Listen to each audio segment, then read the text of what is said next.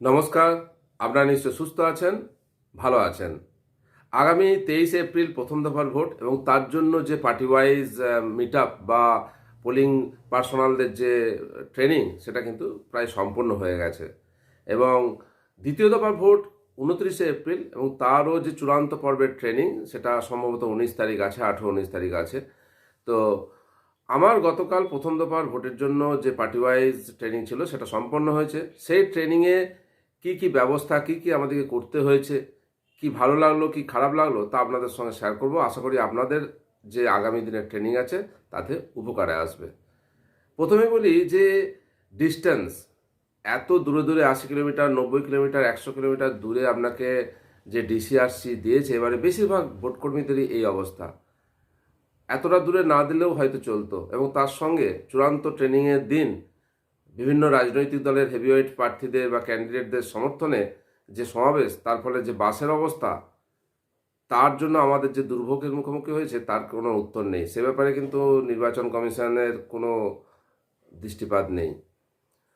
আর একটা যেটা ভালো লেগেছে যে পোস্টাল ব্যালটে ভোট দেওয়ার যে সিস্টেম, গত যে ভোটগুলো হয়েছে বিধানসভা লোকসভা তাতে এইভাবে পোস্টাল ব্যালটের ভোট দেওয়ার যে সিস্টেম চোখে পড়েনি। সবচেয়ে হচ্ছে যে ঠিক বুথের মতো বুথে ঢোকার মুখে সেন্ট্রাল বাহিনী দাঁড়িয়ে আছে আপনাদের কনফিডেন্স বিল্ড আপের জন্য। আর যে সিস্টেমে আপনাকে এই পোস্টাল ব্যালটে ভোট দিতে হবে, আপনি যে রুমে থাকছেন ট্রেনিংয়ের জন্য সেই রুমেই কিন্তু আপনার অ্যাটেন্ডেন্স নেবে। অ্যাটেন্ডেন্স নেওয়ার পর আপনাকে 13A ফর্ম দেবে। 13A ফর্মটা কি, যেখানে আপনার পোস্টাল ব্যালট ভোট দেওয়ার জন্য আপনাকে একটা ডিক্লারেশন দিতে হবে। সেই ফর্মটা নিয়ে আপনি লাইনে দেবেন। নির্দিষ্ট দেখবেন আপনার যে বিধানসভা ক্ষেত্র তার জন্য দেখবেন আলাদা আলাদা একটা ভোটকক্ষ, ভোটদান কক্ষ বা ভোটদান কক্ষের জন্য রুম নির্বাচন করা হবে। নির্দিষ্ট যে ভোটদান কক্ষ তার রুমের বাইরে আপনি লাইন দেবেন এবং ওই 13A যেটা ডিক্লারেশন দিচ্ছেন সেই ফর্মটি নেবেন আর আপনার সচিত্র ভোট পরিচয়পত্র যেটা এপিক কার্ড নিয়ে আপনি লাইনে দেবেন। তারপর আপনাকে আইডেন্টিফিকেশন হবে। আপনার আইডেন্টিফিকেশন পর যেমন ভোটার রেজিস্টার থাকবে তাতে আপনাকে সই করাবে, আপনার আঙুলে কালি দেবে এবং একজন অফিসার থাকবেন যিনি আপনার ওই ডিক্লারেশন ফর্মটি অ্যাটেস্টেড করবেন। এবং এখানে দুটো খাম থাকবে। 13A আপনি ডিক্লারেশন দিয়েছেন, আপনাকে একটা ব্যালট দেবে, অ্যারো ক্রস মার্ক দিয়ে নয়।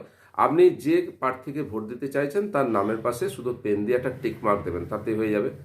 নির্দিষ্ট পদ্ধতিতে ব্যালটটাকে মুড়বেন, মুড়ে ছোট খাম যেটা হচ্ছে 13B, তার মধ্যে আপনার ভোট দেওয়া ব্যালট পত্রটা প্রবেশ করাবেন এবং আঠা দিয়ে আটকে দেবেন।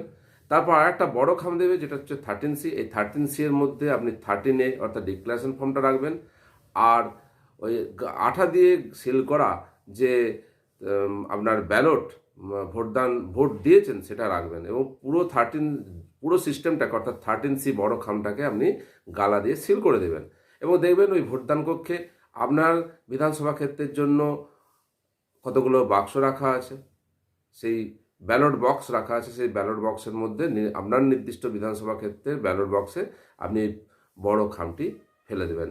ব্যাস, আপনার পোস্টাল ব্যালটে ভোট দেওয়া সম্পন্ন হলো। এবার যদি দেখেন যে আপনি ফর্ম 12 ফিল আপ করেছিলেন প্রথম ট্রেনিংয়ের সময় কিন্তু আপনার পোস্টাল ব্যালট ইস্যু হয়নি, তাহলে কি করবেন? চিন্তার কোনো কারণ নেই। ওই সেন্টারেই একটা জায়গা থাকবে যেখানে আপনি যাবেন, অফিসারদের সাথে কথা বলবেন, তারা চেক করবেন এবং আপনাকে আবার একটা 12 ফর্ম ফিল আপ করাবেন এবং একটা নির্দিষ্ট তারিখ বলে দেবে যে তারিখে আপনি এসডি অফিস বা ডিস্ট্রিক্টের কোনো একটা অফিস থাকবে যেখানে আপনি আপনার পোস্টাল ব্যালটের ভোটটা দিতে পারবেন। তাও যদি না হয় ডিসিআরসিতে আপনি ফেসিলিটেশন সেন্টারে ভোট দিতে পারবেন। মূল কথা, আপনার পোস্টাল ব্যালটে ভোট দেওয়া সম্ভব হবে নির্দিষ্ট পদ্ধতি অবলম্বন করে।